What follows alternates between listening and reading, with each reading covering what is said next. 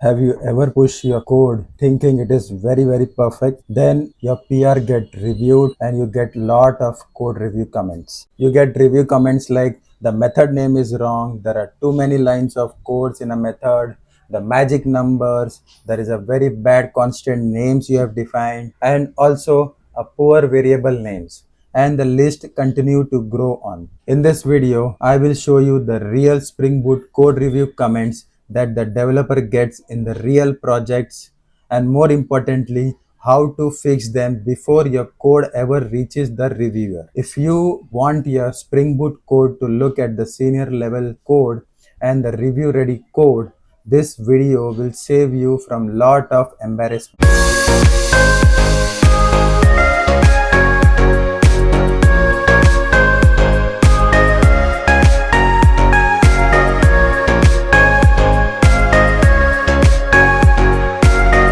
Now trust me, I have reviewed hundreds of Spring Boot pull requests and most of them fail for many reasons which I have mentioned above. Please watch this video till the end if you further don't want any review comments by a reviewer. Let us jump into the very first thing, the method naming. Now, method names are not meaningful. You have to name your method very meaningful, not just writing M1, M2, or just any other method name because it violates the Java naming standards. Now, reviewer cannot understand your intent, what exactly you are trying to do in that particular method. So, you have to be very crisp clear about the method name, what it does. The correct way is having like the get username. Here if you see, we are returning the username and it says that we are trying to get the username over here. So this is one of the best way to write it. If you write your code like this just to make it work, the code will definitely work, but it will not be up to the Java standard. So avoid writing that things. Second, the method size has got too many lines. You have written a method, you're trying to do lot of different things in one single methods, and you have written the logic. Your code might be right, your code might be running, but the code is not according to the standard. If you take a look at this particular method, I'm printing something, I'm doing something over here, okay, and then performing the validation, and at the end I'm trying to, this might look okay, but when it comes to a big method with lot of logic in the real world program, this is not a right way to write a method.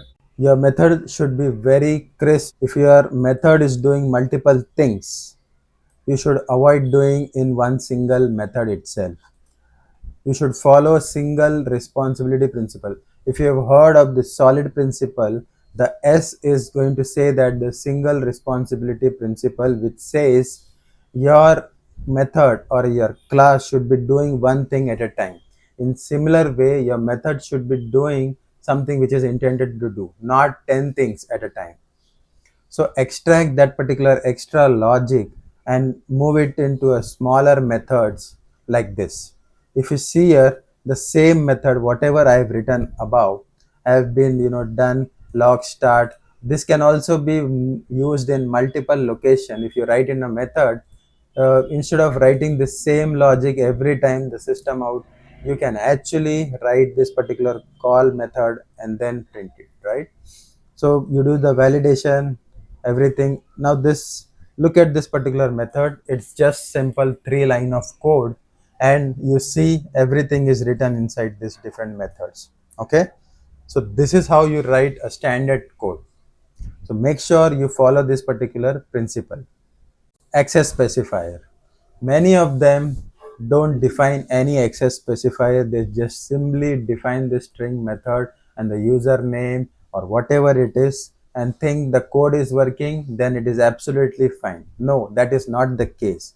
Most of them, you will get the review comments over here only because Java has got access specifier for some reasons. It has got private, it has got default, it has got public. It should be used at their desired locations. So default access are not allowed. The field must always be private. You cannot make it public because that if fields are public, then there is no point of having that particular oops concept defined and following that principle. If you see, Java strictly follows that thing, and Spring Boot also follows that same thing. So you have to adhere to that. So this is the right way. You have to encapsulate, you have to keep your data encapsulation in the right way. So if you define over here, this variable will not be accessible to outer world. It will be only accessible with the help of some methods like getter setters. So make sure you follow this. Then comes variable namings. If you see, you have defined a variable over here. Of course, it's a number digit, but if you see, it is defined with a variable name as a. If you see the string with s, if you see here, this does not denote anything. It justly simple says that s and a. It has got no meaning. So variable name should always be a meaningful name, so that whoever is going to make a use of it, not only you, the person who is going to maintain the code should also be able to understand why this variable was written, what is the purpose of it. Avoid using single letter, though it is a very problematic, except in a loop where in the recent cases where Java is allowing to write a single letter variable names, that for some reason.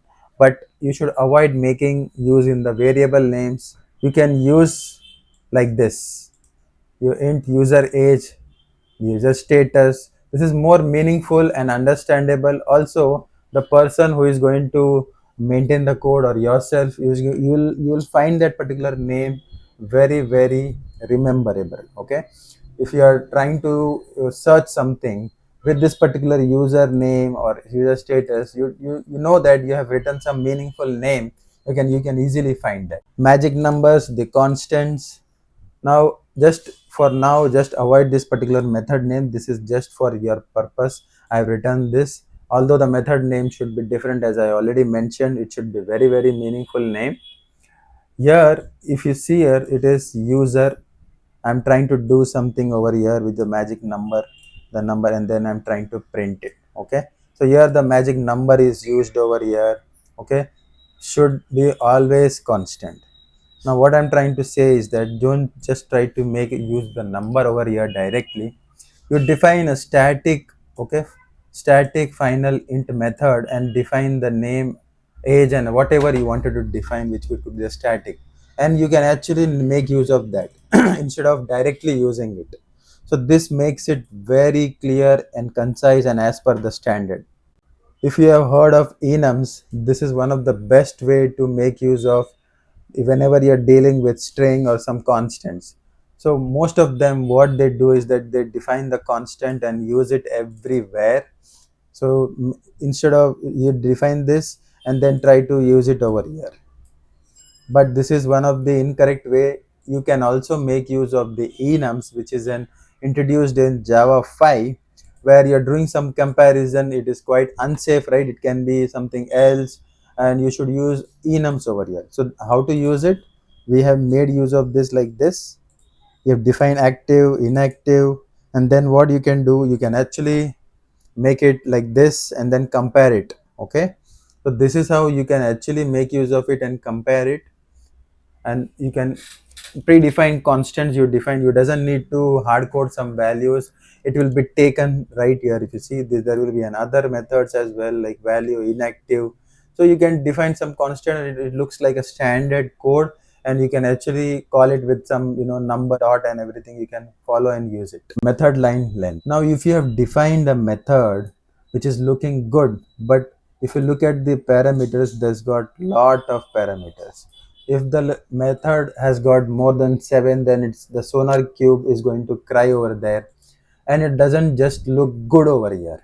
If you see, too many parameters is not a right way to write it. It is very hard to maintain. Even you are trying to maintain, and also the person who is trying to make use of it, he has to constantly look. Now if you take a look at this, there are all string.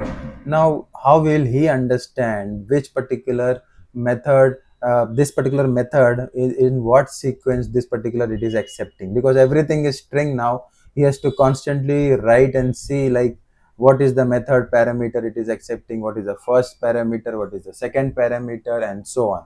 Then you see, This is the right way to do it. Instead of defining the single variables every time, you define a entity, a DTO over there, and then make use of it. This looks very clear and concise, and it is very according to the standard. Next is hard-coded values. If you look at this particular URL, I have a method or a variable name defined over here, which is this one. This is hard-coded value. This is should be externalized. So you doesn't have to define this particular inside a class. So this has to be defined as a configuration. In Spring Boot, we have at the rate value where you can pull this particular information from the Spring Boot application dot properties. You just have to define at the rate value, give the variable names, the constant name, whatever you have applied in the application dot properties, the key, and then you will get that. So this will automatically be loaded by the Spring Boot. And the ninth, if you see, there are null checks. Now just forget about the error over whatever you are seeing. This is, if you see, you're doing the null checks over here. You're trying to get the name, then again doing the null check, then you're calling the length and checking the length greater than 0. If you see, too many null checks are performed over here. This is having a very poor readability, and also the person who is going to look at this particular code might get confused. The right way is to define this particular, make use of the libraries like objects. It is part of the Java library only, but there are string utils, there are some other libraries which we can make use of it and make help of. It will be very helpful for you to make use of that, because this those all kind of checks are already being taken care in this particular methods. So always try to make use of the methods, which will be very handy. Now, if you are working in Spring Boot, you must be aware of the field level injection or the constructor injection. Now, if you see, there is an auto wired, you are trying to do a user repository. Okay, so this is one of the way to auto wire your user repository. So this is field level injection. In Spring Boot, you must be aware that field level injection is not the recommended way.